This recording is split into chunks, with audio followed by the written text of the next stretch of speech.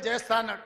కానీ రైతు వ్యతిరేక నల్ల చట్టాలు తెస్తే 16 నెలలు ఢిల్లీ సరిహద్దుల్లో సైనికులాగా వేలాది మంది రైతులు దీక్ష చేసి నరేంద్ర మోడీ మెడలు వంచి జాతికి క్షమాపణ చెప్పి రైతు వ్యతిరేక నల్ల చట్టాలను మోడీ చేత ఉపసంహరింపజేసిండ్రు రైతులు.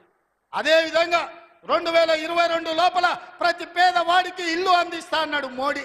ఏ పేదోడికి ఇల్లు ఇచ్చినవో ఈరోజు అప్పక్పల్లికి రా చూపిద్దురా మోడీ ఇచ్చిన ఇల్లు ఎక్కడుందో. నేను అడుగుతున్న నారాయణపేటకు రా, మోడీ ఇచ్చిన ఇల్లు ఎక్కడున్నాయో నువ్వు చూపిద్దురా. సంవత్సరానికి 2 కోట్ల ఉద్యోగాలు ఇస్తున్నాడు. 12 ఏళ్ళు అయింది, 24 కోట్ల ఉద్యోగాలు రావాలి. ఆ లెక్కన ఒక తెలంగాణకే 1 కోటి ఉద్యోగాలు రావాలి. ఎవరికి వచ్చినాయో ఉద్యోగాలు? ఓ కిషన్ రెడ్డికి, ఓ బండి సంజయ్కి 2 ఉద్యోగాలు వచ్చినాయి. తెలంగాణలో ఎవరైనా మోడీ ఉద్యోగం ఇచ్చిండా? ఎవరికి ఉద్యోగాలు ఇచ్చిండో మోడీ వచ్చి చూపియాలి లెక్క. నేను ఇచ్చిన 55,000 మందికి మొదటి సంవత్సరంలో ఉద్యోగాలు తలకాయ లెక్క పెడితే ఎల్బీ స్టేడియం రా ఒక్కొక్కరిని లెక్క పెట్టి పేరు రాసుకొని ఏ ప్రభుత్వ ఉద్యోగం ఇచ్చినో లెక్కలు చెప్తా. మోడీ గారు నీ బంట్లను పంపిస్తావో, నీ బంట్రోతులను పంపిస్తావో నువ్వు పంపించు, లెక్క పెట్టి చూపించే బాధ్యత నాది. మోడీ ఒక రకంగా మోసం చేస్తే ఇక్కడున్న కేసీఆర్ గారు ఇంకొక రకంగా ప్రజల్ని వంచిండు, మోసం చేసిండు, దోపిడీ చేసిండు. ఇవాళ అందుకే సూటిగా నేను సవాలు విసిరదలుచుకున్న బీజేపీ బీఆర్ఎస్ వాళ్ళకు. బీఆర్ఎస్ 23లో అధికారం పోయింది, 24 పార్లమెంట్లో డిపాజిట్లు పోయినాయి. ఇప్పుడు జరిగే ఎమ్మెల్సీ ఎన్నికల్లో పోటీకి అభ్యర్థులు దొరకలేదు. అదో దిక్కుమాలిన పార్టీ. ఆ దిక్కుమాలిన పార్టీ తండ్రో దిక్కు, కొడుకో దిక్కు, అల్లుడో దిక్కు, బిడ్డో దిక్కు కాకుల్లాక వాడి పొడుసాలను చూస్తున్నారు. ఈ కాకులకు సరైన జవాబు చెప్పాల్సింది కాంగ్రెస్ పార్టీ కార్యకర్తలే అని చెప్పి నేను ఈ సందర్భంగా తెలియజేయదలుచుకున్నా. మీరు అడగండి, 10 ఏళ్ళు వాళ్ళు పరిపాలన చేశారు, 10 నెలల్లో మనం అన్నీ చేయలేదని అంటున్నాం. 5 ఏళ్ళ కోసం కదా ఈ ప్రభుత్వం ఎన్నికైంది. 5 ఏళ్లలో అన్ని పనులు పూర్తి చేసే బాధ్యత మనది. ఇవాళ అందుకే పేదలకు అనుకూలంగా పేదల పాలన ఉన్నది. పేదలు బాగుపడితే, పాలమూరు పచ్చబడితే వాళ్ళ కళ్ళు మండుతున్నాయి, వాళ్ళ కడుపు మండుతుంది. పాలమూరు ఎండాలే, మన జీవితాలు పాడు కావాలి అనేది వాళ్ళ ఆలోచన. అందుకే మనమందరం అప్రమత్తంగా ఉండాలి. ఈ జిల్లాకు ఒక అవకాశం వచ్చింది, మన ప్రాజెక్టులు మనమే పూర్తి చేసుకుందాం, మన నిధులు మనమే కేటాయించుకుందాం, మన పనులు పూర్తి చేసుకునే బాధ్యత మనది.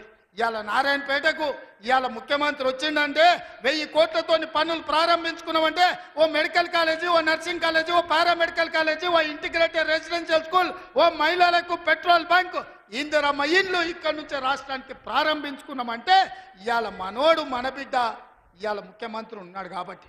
పెద్దలు చెప్పిండ్రు మట్టికి పోయినా ఇంటోడే పోవాలి అని. ఇవాళ తెలంగాణ రాష్ట్రానికి మీ బిడ్డ ముఖ్యమంత్రి ఉంటే వాళ్ళ కడుపు మండుతుంది, కళ్ళల్లో నిప్పులు పోసుకుంటారు. ఇవాళ మన మధ్యలో పంచాయతీలు పెట్టాలని చూస్తారు, మన ప్రాజెక్టులు ఆపాలని చూస్తారు. అందుకే ఈ ప్రాంతంలో వచ్చే పరిశ్రమలైన సాగునీటి ప్రాజెక్టులకైనా భూసేకరణను అడ్డుకోకండి. మీకు నష్టపరిహారం అధికంగా ఇచ్చే బాధ్యత మాది. మీరు కొత్త ప్రాజెక్టులు, కొత్త భూములు కొనుక్కోండి, కొత్త ప్రాజెక్టులు కట్టుకోండి. 10 లక్షలు కానీ అవసరమైతే భూములు పోయేటోళ్ళకి 20 లక్షల రూపాయలు ఇప్పించే బాధ్యత నాది. మీ బిడ్డ ఉన్నాడు ఇక్కడ, మీ సోదరుడు ఉన్నాడు. మీరెవ్వరు బాధపడకండి, కన్నీళ్ళు పెట్టుకోకండి. ప్రభుత్వ ఖజానా నుంచి మన జిల్లాకు నేను ఈరోజు నిధులు ఇస్తా. మా అనిరుద్ధ్ రెడ్డి ఉన్నాడు, ఈరోజు ఉదండాపూర్ ప్రాజెక్టు గురించి చెప్తున్నాడు.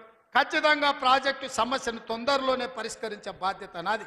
నష్టపరిహారం ఇచ్చే ఉదండాపూర్ ప్రాజెక్టును పూర్తి చేసి రైతుల్ని ఆదుకునే బాధ్యత నేను తీసుకుంటా. ఇవాళ మీ కష్టాలు తీరవకపోతే, మీ సమస్యల్ని పరిష్కరించకపోతే మీ బిడ్డ తెలంగాణ ముఖ్యమంత్రిగా ఉండి ప్రయోజనం ఏందని నేను మిమ్మల్ని అడుగుతున్నా. సంపూర్ణమైన విశ్వాసం పెట్టుకోండి. లేక మనకు ఒక అవకాశం వచ్చింది. మన ఇంట్లోనికి మన బిడ్డకు అవకాశం వచ్చినప్పుడు శత్రువులు కుట్రలు చేస్తున్నారు, కడుపుల కత్తులు పెట్టుకొని బయలుదేరుతున్నారు, కౌగిలించుకున్నట్టే ఇకిలిస్తున్నారు, కౌగిలించుకొని కడుపుల కత్తులు పెట్టి పొడిచి చంపాలని చూస్తున్నారు. ఇట్లాంటి సన్నాసులకు గుణపాఠం చెప్పాల్సిన బాధ్యత పాలమూరు జిల్లా యువకుల మీదనే ఉన్నది. మిత్రులారా, పనిలో నిమగ్నమై ఉన్న పనులు చేసే బాధ్యత నాది, కాపాడుకునే బాధ్యత మీది. మళ్ళీ రాదు ఇట్లాంటి అవకాశం. ఇవాళ తప్పిపోయిందా మళ్ళీ 50 ఏళ్ళు అవుతుందో, 60 ఏళ్ళు అవుతుందో, 70 ఏళ్ళు అవుతుందో, 100 ఏళ్ళు అవుతుందో చరిత్రను మనం అంచనా వెయ్యలేము. ఇవాళ వచ్చినప్పుడే మన ప్రాజెక్టులను పూర్తి చేసుకుందాం, పాలమూరును పూర్తి చేసుకుందాం, కల్వకుర్తిని పూర్తి చేసుకుందాం, భీమా, నెట్టంపాడు, కోల్సాగర్ను పూర్తి చేసుకుందాం, మక్తల్, నారాయణపేట, కొడంగల్ ప్రాజెక్టును పూర్తి చేసుకుందాం. కొడంగల్లో పరిశ్రమలు తెద్దాం, మన ప్రాంత నిరుద్యోగ సమస్యని పరిష్కరిద్దాం. మీరందరూ అండగా నిలబడాలి. ఈ ప్రాంతాన్ని అభివృద్ధి చేసే బాధ్యత నాది. మళ్ళొక్కసారి సూటిగా కిషన్ రెడ్డి గారికి, బండి సంజయ్ గారికి, కేసీఆర్ గారికి, కేటీఆర్ గారికి నేను సవాల్ విసురుతున్నా. 12 ఏళ్ళు మోడీ పాలన మీద, 10 ఏళ్ళు కేసీఆర్ పాలన మీద, 12 నెలలు మా పాలన మీద మేము చర్చకు సిద్ధంగా ఉన్నాం. నేను మా సోదరుడు దామోదర్ రాజనరసింహ గారు మేము చర్చకు వస్తాం. తారీఖు చెప్పండి, ఏ సెంటరో చెప్పండి, ఏ సెంటర్ అయినా మేము తయారు. మీరు సిద్ధమైతే రాండి, ఎవరు ఏం చేసిండ్రో చర్చ చేద్దాం, తేలుద్దాం, తెలంగాణ ప్రజలకు వాస్తవాలు చెబుదాం. ఇంత గొప్ప కార్యక్రమాన్ని ఏర్పాటు చేసినందుకు మిత్రుడు శివకుమార్ రెడ్డి గారిని, అదేవిధంగా కాంగ్రెస్ పార్టీ